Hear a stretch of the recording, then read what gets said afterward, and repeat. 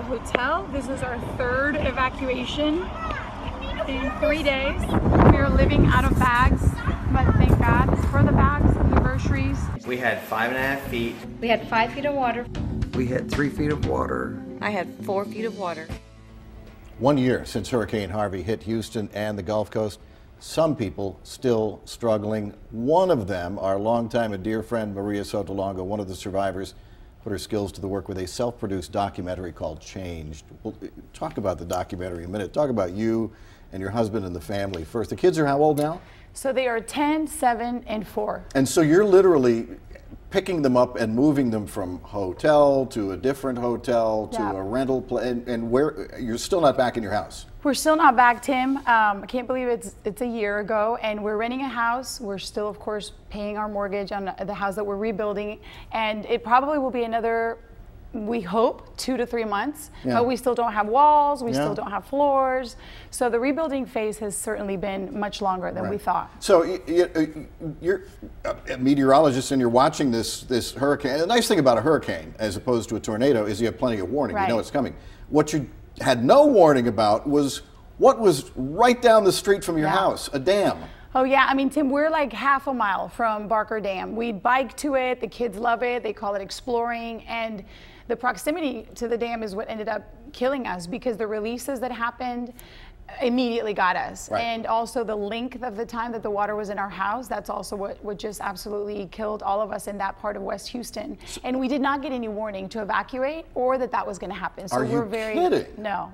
I mean, Tim, that was what was so frustrating and heartbreaking, because we didn't know what was going to happen. You know, 5 feet of water for 14 days, and all of that area of West Houston close to the dams is affected and still not back home. It's hard to believe, you know.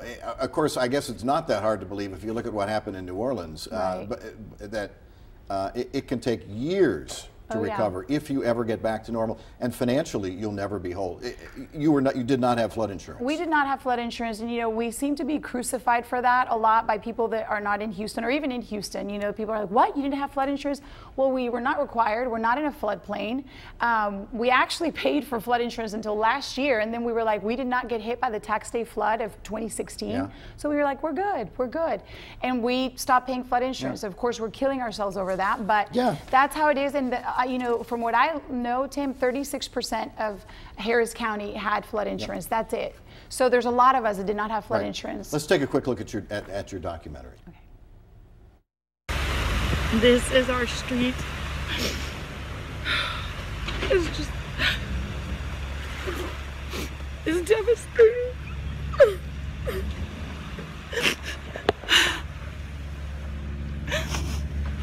There's my car right there. I haven't even got inside my house yet. I just seen it for the first time this close. And it has been a long year since.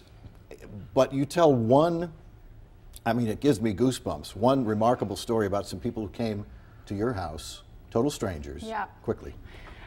Tim, you're gonna make me cry, but these two men came from New York. They were watching TV and they just said, you know, we've got to go to Houston. And so they got in their cars, they drove down to Houston, and they came to my house that first day that you saw that video, when I walked into my house with my husband, and it was the most devastating day to see all of your stuff like that. These two men helped us for 5 days, expecting nothing, not knowing us, and helping us, gutting our home. And they're in that shot right there amongst a lot of the community right there by our house. Everybody had flags up, such a sense of community. But these strangers that helped us, I mean, it's something we'll never forget. You know, John and George came from New York. One of them was a firefighter from 9/11, and just the strength, the courage, the faith, the love that they filled us up with was just and then they left you and left something behind. Oh man, Tim, I couldn't believe it. You know, they walk away that day and they hand me over keys to the car. To the car. They had a truck. They drove down in this truck, and they said, "Here you go."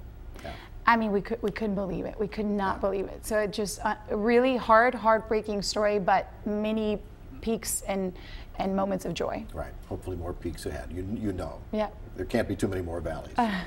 Screening of Maria's documentary is in a couple of weeks, and part of the proceeds will go to the Red Cross. When it gets closer, we'll remind you again. It's coming up September 19th at Studio Movie Grill in North Dallas, 75 in Spring Valley.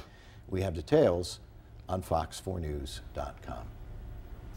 Amazing story. Thanks, Thank Tim. you for sharing it, and thanks for coming by. Thank you so much. And follow me on Instagram and Facebook, Maria Sotolongo Productions. Outstanding. She's our you, little Tim. documentary maker. Ah, thank you guys. Miss y'all.